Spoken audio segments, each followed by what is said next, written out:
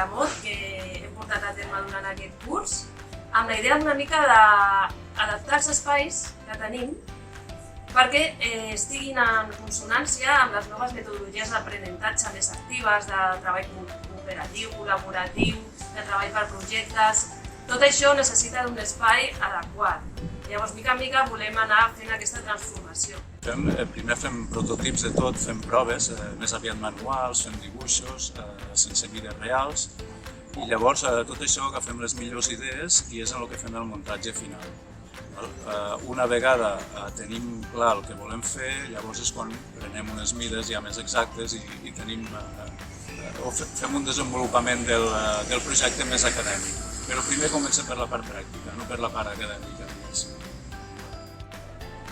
Hola, soy José. Cuando entremos aquí a esto de jardinería nos mandaron a hacer este camino.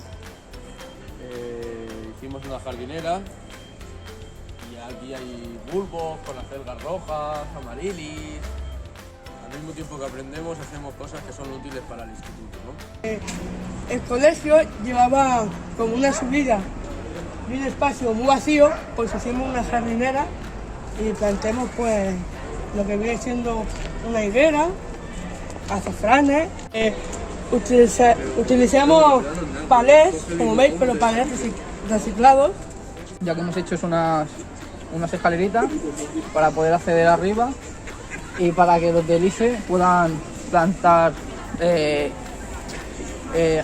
plantas aromáticas y poder venderlas y eso. Y aquí aprendemos para hacer también cosas útiles para el instituto, que aprendemos de todo y hacemos también cosas útiles.